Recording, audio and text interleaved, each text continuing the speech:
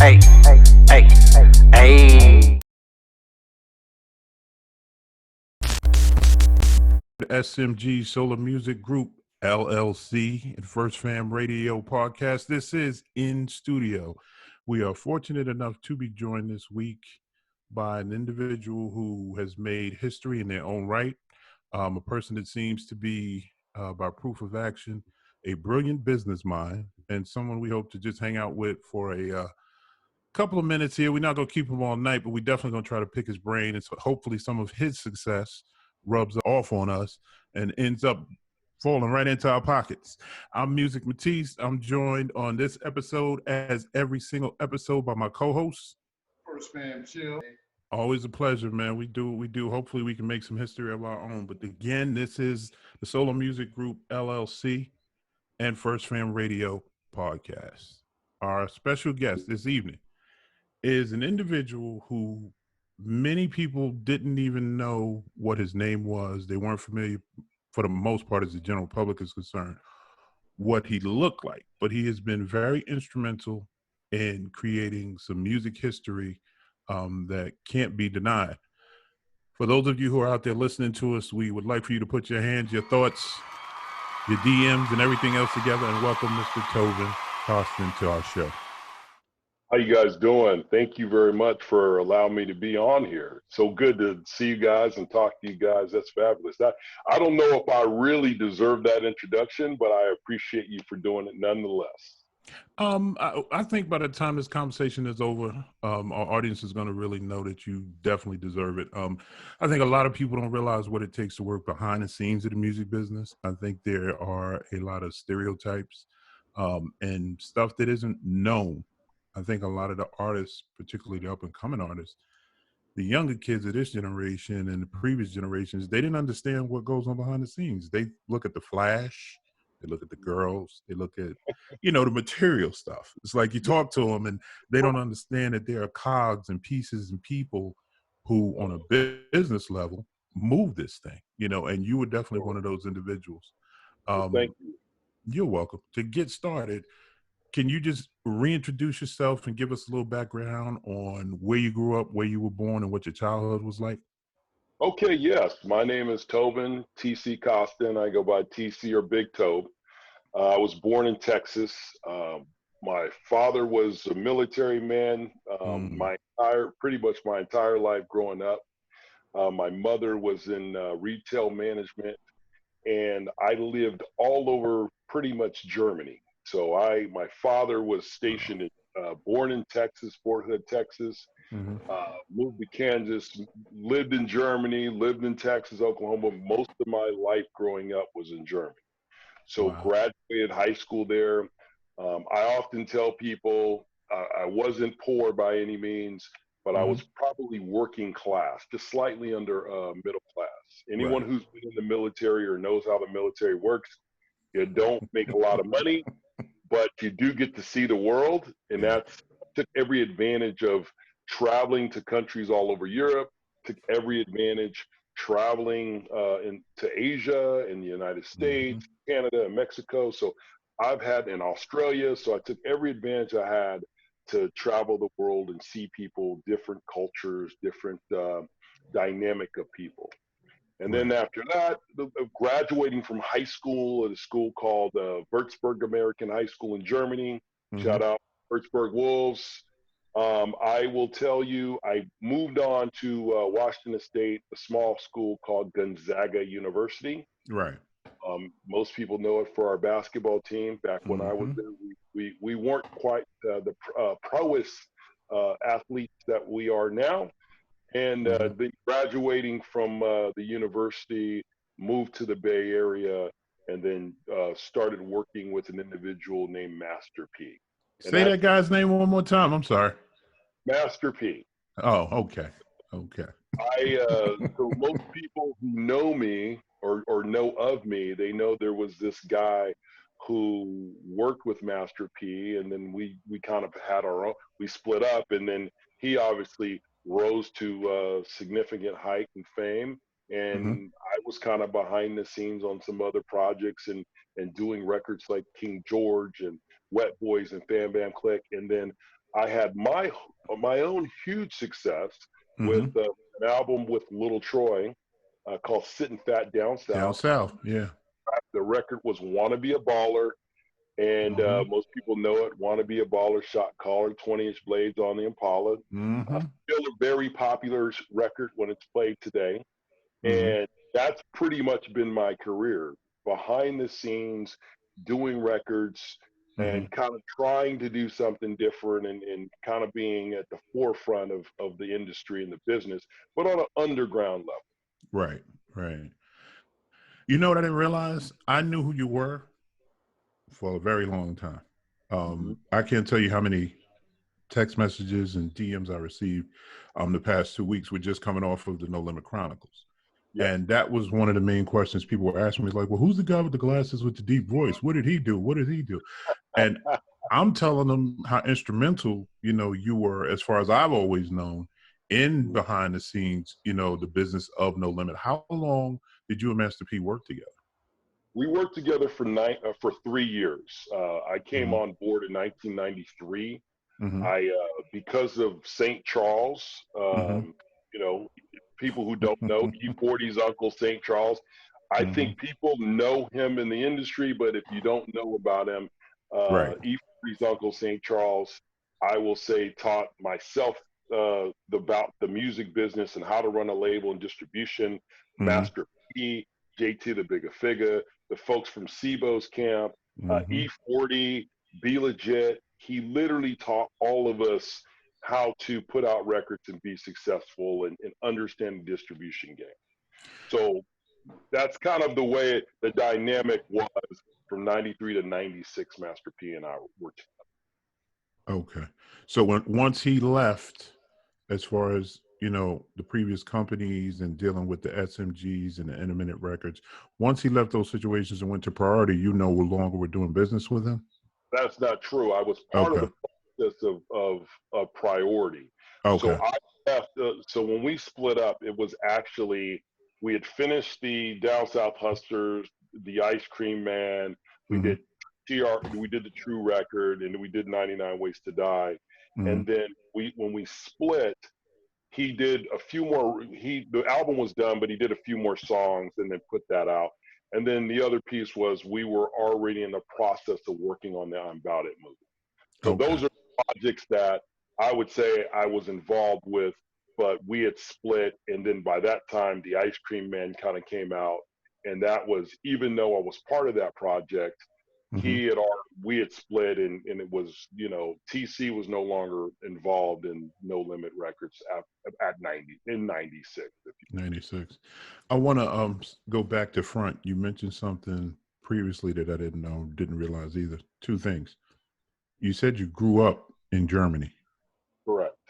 And you mentioned Wurzburg. Yes. You know what's really ironic about that? I grew up in New York, strictly on the East Coast, when hip hop was in its origin. Okay. I went into the military, and I was stationed in Schweinfurt. I know Schweinfurt. And Wurzburg.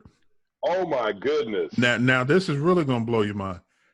Coming from the East Coast, hip hop's new. There's no format, no guideline. So the only thing we know is what we're able to piece together and put together. The rest of the world sitting outside, so they think that we have it all together, that we have this blueprint and this format for this culture. So that's why they were not recipient of the E40s early, the Easy E's, the Tony Drapers, the Rap-A-Lots, and all those labels that went on to become legendary and make millions of dollars. So I get over there, and I'm in a barracks, 4 floors, 250 soldiers. First time in my life that I'm a minority in a sense of people around me. Everybody around me, with the exception of myself and 3 other soldiers out of 250 soldiers, was from the West Coast and the Midwest. Wow. I had no idea, Tobin, who Master P was. I had no idea who E40 was. I had no idea who Too Short was. I learned about those guys when I moved to Germany in the military. So what years were that you were in the military over in Germany? This was 88 to 90. That's crazy, because I was living there 88 to 90. See, that's why I was asking that question, because I think for some, we're not going to put it on blast because there's no need to. We don't need to tell each other how old we are. Yeah. But So I will tell you another story. Maybe you know this or maybe you don't. One of my best friends, Mike Brown, went to the Würzburg with me. We went, or I went with him, however you want to say it. And he was the coach of the LA Lakers and the Cleveland Cavaliers with LeBron James and with Kobe in the LA. And then he went back to Cleveland. Now he's the first assistant with our Golden State Warriors here in the Bay. wow. So he graduated from school in '88, but he was, that's where he went to school. His brother, Anthony Brown, who went to school with me, and we graduated together. He played for the Pittsburgh Steelers and the Cincinnati Bengals. And so, Crazy. you know, it's crazy that you were living there around the same time I was living there. But that's what endeared me to this type of music per se, because that's what made me, I'm over there, I get Billboard when I can get it. But what I'm noticing is, you know, these guys that I've never heard of that are blasting in the barracks almost 24 hours, they're selling gold and platinum albums. They're not on MTV. They're not on the radio on the East Coast. You know, Yeah. New York shuns them. You know what I mean? But I'm watching those certifications, and I'm like, hold on a minute, what do I need to be doing to actually get a piece of this? That's what inspired me to actually start my own marketing and promotions company back in the days, the dinosaur days we call them now, when you actually had to be on the street. You had to actually put up posters and stickers, and you know, and I was telling St. Charles this not long ago. One of the companies that I actually had as a client back then was SMG Solar. Wow. They had the inside the CD case. It's crazy. It's like, for me though, it's like full circle, because you know, on whatever product he was putting out back then, him, like all the other independents, they would want to know what part of the country you were in so they could send you a t-shirt. They could send you CDs. I just escalated that and said, listen, the t-shirt would be nice, but I could set up, you know, your racks and everything in your mom and pop stores. Send me X amount of t-shirts for promo, X amount of CDs. And that's what really turned the key for me to get into the business, was watching you all. So it's like, that's amazing. It's crazy, man. It's crazy. But I just wanted to tap into that part, because people don't realize how powerful the overseas market is either, and how influential it can be. It is incredible over there. And I think for me, I fell in love with hip hop, you know, listening to Run DMC's Sucker MC. And from that time, I wanted to be in this industry. Right. And then being over in Germany and cutting tracks over there and performing over there. And I don't know if you remember, they used to have a club called the Club Royale. They're downtown. I used to perform over there. And so I was always very huge. In fact, one of my close friends, my closest friend, Cecil Costin, same last name, relation. His name is Elements. He still lives in Würzburg and he still performs there.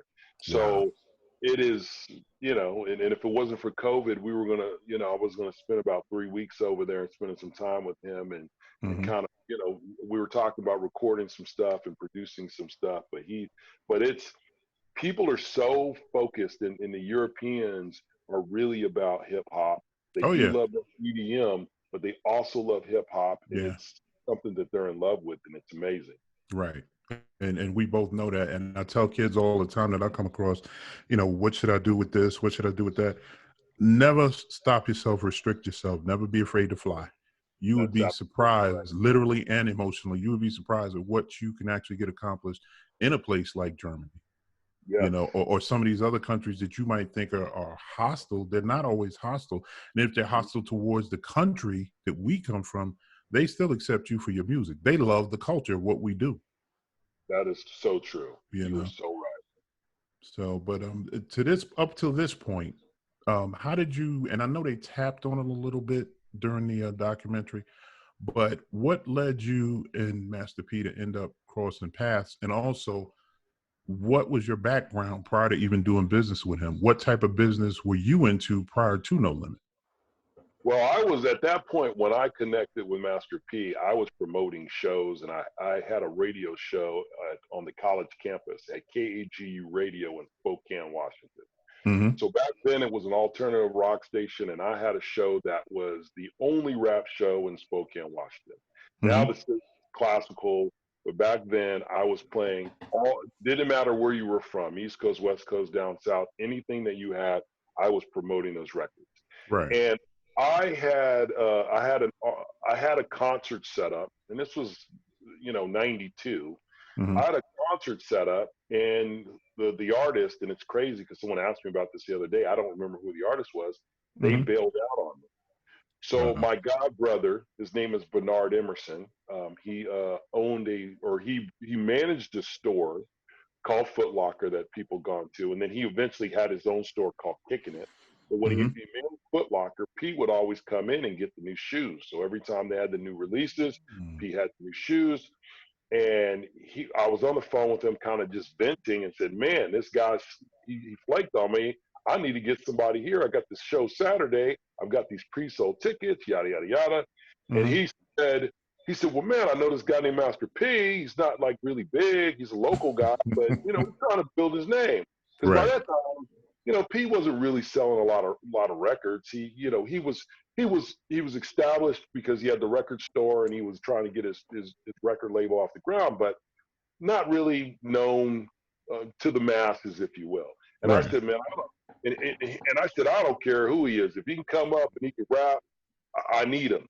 Right. So brought him up to Washington State, did a show, and he passed out a ton of stuff and a ton of T-shirts. And I don't think everyone was in love with him, but it was so in Spokane, Washington, that somebody came to do a performance and were Yeah. giving out T-shirts. It was like mesmerizing to everyone. Right. And at that moment, we clicked immediately. Like we were just boys. He liked the way I handled everything. I had everything set up for him, made sure he had anything he needed. We did an interview at the station and all this stuff, and he saw how I kind of operated. And he was like impressed by that. And Right. I wanted to be a part of what he was doing because I wanted to put out albums. I didn't just want to Right. be a DJ and mixing and be on the Mhm. radio. Mhm. I wanted to produce albums. So I fast forward to that. We've always kept in contact. And in 93, he said, "Hey, I really need some promotion. I want to, can you help me and come on board to No Limit?" So Mhm. I came on board in No Limit in 93 and promoting. And then, part of that process in 1994, when we transitioned from, okay, we're working with In a Minute or the Music People distribution and Mhm. transitioned over to St. Charles because St. Charles knew how to get the money. Mhm. We started working with St. Charles. And St. Charles, I had known St. Charles already because he was sending me projects too. Mhm. Okay. Charles is the one who told P, "You need to make Tobin your manager and have him run the label." Okay. St. Charles is and I always, I try to give respect to St. Charles every chance I get. And Right. anytime, like I've done a lot of interviews over the years, but I've done a significant amount of interviews since the No Limit Chronicles because people want to know the story.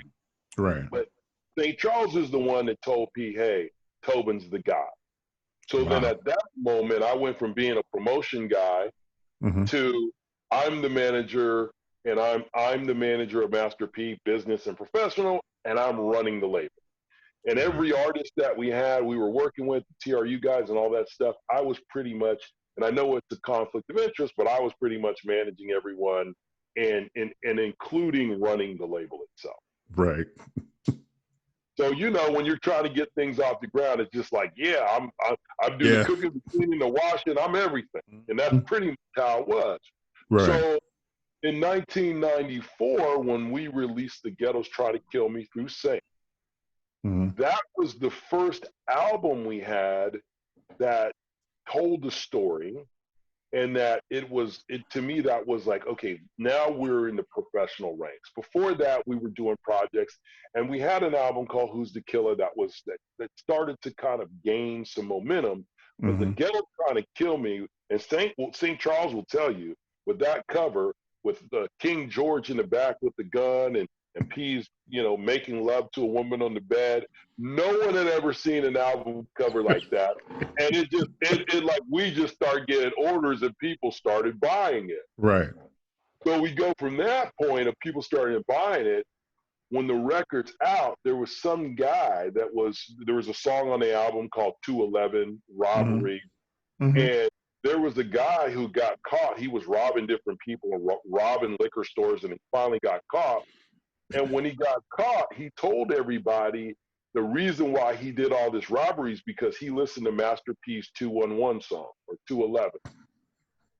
So I think we were kind of frustrated, but kind of excited because the record took off. Everyone's like, oh, we got to hear, what is this 211? What is this Master P thing? And then that took off. And that's when people were kind of getting excited about Master P. That was kind of the foundation of Master P. So so I would say the first album that I was running the label and I was, I was the guy and the manager and all that, the Ghetto's Trying to Kill Me, it just took off. Okay. That's man, y'all need another whole week of No Limit Chronicles because I always felt that there was a lot of stuff that was still untold even after what we saw over the past 2 weeks. Yes, I would say there was a lot of things that I glossed over, whether it's the California story, our transition, because I was part of the transition to New Orleans, but then as soon as we were like, hey, we're moving to New Orleans, there was a split between P and I. And, and there's an entire story of him going off and obviously what he did. And there's an entire story of myself and King George going off and do what we did and have the success that we had. Now, elaborate on that a little bit as far as the success that King George had, because most of the time people that are familiar with the story would probably think that once P left and went back to New Orleans, anything he left behind just fizzled and it had no success. Well, I think because there was no platinum records from King George, right? So King George put out, King George and I put out 10 King George projects. And of those 10 King George projects, 7 of those were actually on the Billboard charts. So understand, even though we weren't selling millions and millions of records, we were, being in a distribution business, when you sell an album, especially back then, you're getting about $8 a unit. Yeah. So, King George album does 80,000 units. Do the math. We're over $600,000 in billing. Man. So then, even if we did an album that sold, 20,000 albums, you're still looking at over $150,000, $160,000 in revenue. Right. So we were continuously putting out albums at a I would say a historic rate. Like if you look, my company's Me and Mine Entertainment. King's company that I helped him start was Highness Records. And every record that we put out it went national and you could buy it all over the country, but we didn't have the units because anyone's in the distribution game back then, you needed to have units. Now being in the system is great. So if someone went into New York and they said, hey, I got to get this King George guy, they could get the album and they could get it shipped in. But nothing is like you having 10 or 20 or 30 CDs and cassettes where you can walk in and say, wow, what's this project? Somebody's invested in this project and I got to be a part of it. Right. So that's the thing. Like when people start talking about King George, well, no one ever heard of King George. Well, King George is popping on the Billboard pretty much every year for a few years. And he was rapping on other projects and he was popular and we were making a significant amount of money and we were doing shows. And I think the challenge was with that because King still felt close to P and he wanted to be down with P and they were like brothers that I'll give you an example. If we did a show, we did a show in Mississippi one time in front of 5,000 people. I think we made like $8,000 or $9,000, and that's a significant amount of money to perform in front of 5,000 people. Well, the next night, P was in Houston doing a show in front of 15,000 people at the Summit, and the Summit's were at the time where the Houston Rockets used to play. Yeah. So that kind of took its toll on King because he was frustrated because even though we were out there putting in work, even though we were out there making money, we just didn't get to that level of success that P got to. And I think a lot of it is Master P's a hard worker. He's a grinder. You're not going to outwork that guy. He's like I would say he's the James Brown of hip hop, because you're not gonna work him. But Master P had this big machine of priority behind him that was really had money and was able to get him everywhere. And unfortunately, in our situation, they had me behind it, and I was the only individual pushing the record. Because even I'll tell you, I was frustrated with Saints. Saint and I had a conversation about 4 or 5 weeks ago, and I was really, I wasn't holding a grudge, but I was kind of like, now that we're older, I could just say, Saint, I was really frustrated with you because you didn't want to do a King George record. And he says, man, I'm not gonna lie to you, Tobin, I would have did that record with you, but not a lot of people were checking for King George, and nobody wanted it. He said, I called the Violet Browns and all the buyers of the world. Right. Usually buy anything I had. They were like, man, we don't want that record. So it took us doing that record and up against the wall. We had to push that record out. It was going on the road and promoting. And I would say Kansas City was the first market that really blew us up, and they loved us. And we were able to take money from them, the records that we sold there, and get out on the road and go down that I-10 on that I-10 corridor, starting in San Antonio and working our way to Pensacola and back. That's how we kind of built the brand and built the name of King George and put us in a situation to sell a lot of records. Now, let me ask you this. Do you think that it was hands off as far as the buyers who actually bought material and records and singles, albums, etc., for the major stores back then, the Warehouse Records, the FYEs? Do you think it was their intention to say hands off of him because it would have been a conflict with the amount and the volume of albums and material that P was actually flooding their stores with, which was just making them money hand over foot? Well, I don't think that's the point, because for those guys, if an album's going to sell, they don't care who it comes from because they want to make money. I think what happened was King wasn't known when he would be on compilations. His songs weren't very strong. He was great at being a hook. He was known as the hook man. He did really good hooks, and he would do the skits were funny. He did the Reverend Durand skits, and he would do these different skits. So he was known as the skit guy and the hook guy. So when it was time for King George to be a solo artist, first, we weren't on No Limit. So that probably was a thought, like, well, P's not behind it, so we don't know. The second thing is, the thought process was like, well, nobody wants to hear King George rap for a full album. Even Peace would say that, hey, no one wants to hear King rap for a whole album. We're gonna have to take our time and develop some stuff for King to have his Life of Kingpin album to come out. Right. And I think partially that was true because King still had development. He had ideas, but I think he wasn't able to kind of put pen to paper and really kind of flourish. And I think the one thing that happened, even though I tell you, I had CDs and cassettes and vinyl and it wasn't moving, and I was like, okay, I got every penny that I have and don't have into putting this project out. Us going on the road and getting in front of people and meeting the people like a politician and meeting these retailers and saying, this is who we are. And we had a one-stop. Southwest Wholesale was a distributor, because if Saint would have said, hey, I'll put your record out, it would have been we would have rolled with Saint, because I love Saint and I supported him and I respected him and he always supported and loved me, but he just like, I wasn't ready to take a financial risk on King George. Right. And Southwest Wholesale was like, for them it was like, you know what, let's see what this thing will do. And at first it wasn't selling until there was I can't even remember the gentleman's name. His name was Myron. He had a little one-stop situation in Kansas City. And he said, hey, you send me, X amount of CDs and cassettes at $2 a CD and $1 a cassette, and I'll send them, you send them to me COD. I said, you make it 3 and 2, you got a deal. Said, fine. Here's the funny story. I was so naive. I never, from a shipping perspective, I never sent anything COD. So I didn't realize you go set it up and you say, hey, here's to ship it, but they need it before you release it. You need to get this an X amount of dollars, right?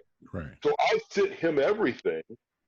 And I was like, and I was on the phone with my brother, and he was like, Mhm. dude, you got to send that, COD. You got to make sure that they pay for it. And I Right. was like, oh my God. I sent him the units, and he could have said, I'm not going to pay you, TC. And Right. luckily, this was a stand-up guy. He Mhm. wired me the money. The same day, he wired me the money, and I took that money, put a few bucks in my pocket, a few bucks in King's pocket, so we could take care of some bills. And then that's when we went on the road from San Antonio to Pensacola and back. And by the time we Wow. got back 2 or 3 weeks later, the Mhm. record picked up. We had more units into the system. More people were picking it up in the retail wise. And Mhm. 2 weeks after that, album was on Billboard, and it was hot. It was one of the hottest albums in the South at that point. Wow. What do you think's the highest that King George has charted on Billboard in his career? I would say I believe it was like 79. Okay. I think that's the highest we've ever done. And I Mhm. think, there was frustration around that because, you know, King would be 80 in the 80s, and then Mhm. P was in like number one, right? So Man. it's this competition. He's like, King would be frustrated. And look, I was frustrated too. It wasn't just King. When I was like, man, we did Mhm. all this work and we're at 80. This dude's at 2 or Yeah. what? And I think, I used to have to remind King, I was like, look, man, it's just me doing this and it's you Yeah. doing this road. It's two guys doing this, out there grinding, and P's Mhm. got the whole army of priority. And I mean that was the thing. So we had a lot of success with the King George albums. We did Mhm. some really good things. We moved some units. We all made some good money. I mean, it was really good run. Okay. Now, you have a lot of experience. You've seen the business go from its peak, came into its own. You've seen Hmm. technology transform the way business is done from A to Z. You Yes. and that's just in the world in general. But we in the music business definitely firsthand saw the change and the transfer. Do Yes. you think in 2020, with the way technology is, with United Masters being what they are, with the decline over the years of major labels, Hmm. um, we live through our phones for the most part. We do everything now through our phones. We bank, we make appointments, we cancel appointments, we make dates, we do this, we do that. Everything's through our phones. But do you think, even just in this country alone, with your experience, that there's an artist or a group, small group of individuals that can still have the King George type of success, actually putting out product in a physical sense? Say if you came across somebody that was hot, production wise, lyrically, and they only wanted to be successful in their region, 2 or 3 states, and they said, you know what, we're going to put this on Instagram, we're going to use Facebook, we're going to use Twitter, TikTok, Tumblr, etc., but we're not going to use it to the max. We're going to focus most of our energy on saying, over a period of time, we're going to print up 20,000 CDs. We're still going to sell them out the trunk. We're going to go hand to hand. We'll do digicards because Hmm. that's a way for, the consumer to actually get it and put it on their phone. But our focus is going to be hand to hand physical copies. Do you think that's still possible to have that type of success throughout this country, anywhere in the US today? I would say to get to 80,000 albums or 80,000 records, I would say probably not, Hmm. unless you're really hot. That's Hmm. that people are checking for you. I Okay. would say, could you get to the 20 to 30,000 range? Absolutely. Hmm. But it's got to be the work. Like, you were talking about putting up posters and all that kind of stuff Hmm. earlier. That stuff still works. Hmm. People get out, COVID's a little different now, but let's say a non-COVID, we're dealing with a non-COVID environment. Right. People still go to the bus stop, still go to the grocery store, they Yeah. still make these runs. Hmm. And as long as you are in a situation where you're putting up and people start seeing ads everywhere and they start seeing things in whether it's digital magazines or print magazines or Hmm. newspaper, and you walk down and you say, hey, here's artist X or artist Y, Hmm. you can build enough buzz and then you're able to perform, you can move 20, 30,000 units. When Right. you start getting to 80, 90,000 units, you're going to need more in 2 or 3 states, in my opinion. Right. Okay. But you can still make a significant amount of dollars Mm-hmm. with your downloads, your digital downloads, but you can move units. Now people are on this vinyl kick. Okay. Everybody wants vinyl. So I Mm-hmm. think between vinyl, CDs, people are going back to wanting cassettes. They're getting these retro cassettes. Yeah. They're taking cassettes. They like the cassette sound and they're doing them to MP3s. There's all kinds of things that are going on with that. There's Mm-hmm. an opportunity for you to make money as an artist. Right. I mean, I got a call from somebody today who I put out. I don't know if you know who Saphir is. I put Yeah. Saphir. Yeah, I put out his album Trigonometry. Mm-hmm. He had a song on there called The Saucy Nomad. So I put that album out, and somebody called me and wanted to do a deal on it. And I was like, well, whatever you do, as long as you give the money to Saphir, I don't really care. But somebody was asking, like, hey, there are people clamoring for this.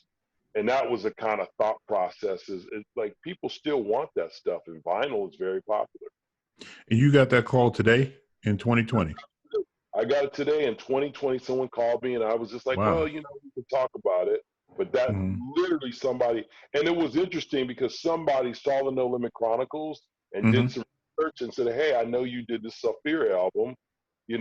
Would you be willing to do something with it? Because I want to do vinyl. And especially overseas. So in the United States is a little different, but if you get to overseas, folks are still buying CDs over there, and they're still listening to vinyl.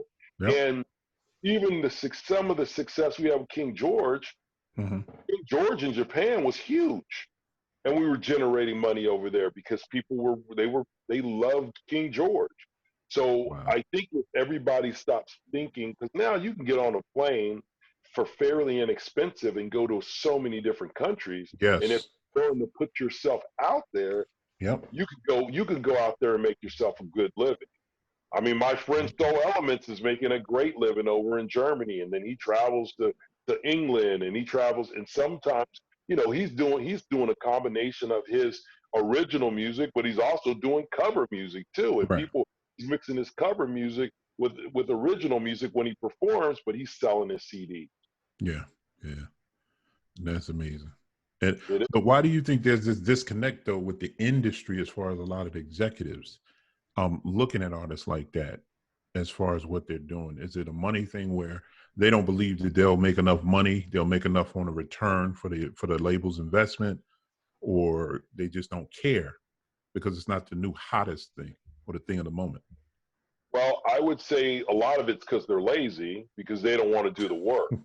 Because you have you have to be in a position where you are developing artists and developing sound. And a lot of these artists, if you think about it, a lot of these executives don't want to develop sound. They don't want to make sure and they develop an artist.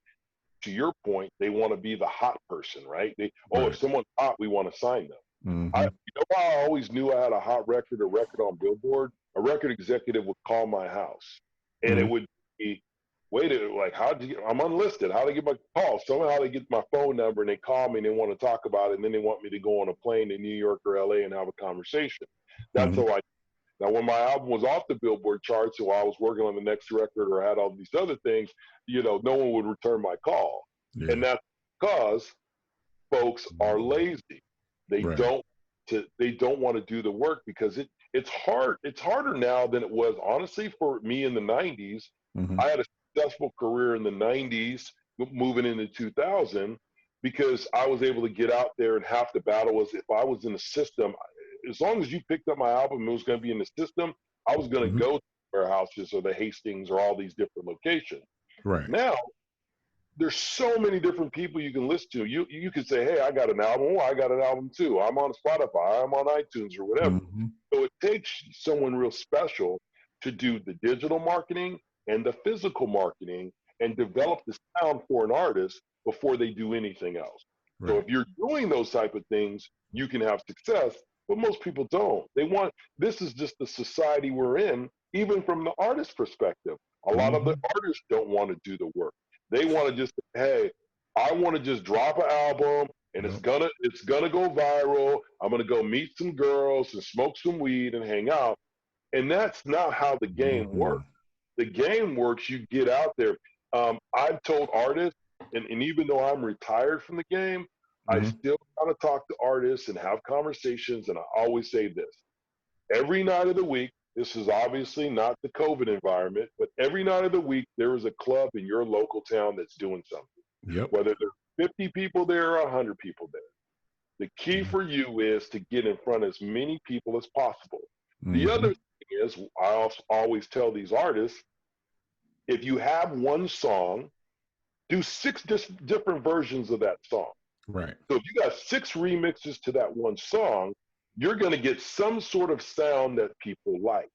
Whether you do a rock remix where you put a little guitar behind it, or you take out the melody and you do more of a hip hop or East Coast sound where it's just the drum beats, whatever you do, have a variety of mixes. So if someone plays you in the club, all they have to do is pull out their phone now and hit Shazam and say, whose album is this? Right. Oh, this is this artist. Let me download. You have to think outside of the box, and you have to be willing to work. Right. People aren't. Yeah, and that's very true. Very true. A couple more things. We're going to wrap this up. I know we're not trying to hold you all night because I know you got a lot of things to do. Little Troy. Yes. That was one of the albums that I actually did street promotions on back in the day. Had no idea that you were involved with that project, involved with the album with him. How did that happen? Yeah. Well, here's an interesting thing. So I was doing, he had an artist, or he had a group called Mass 27, and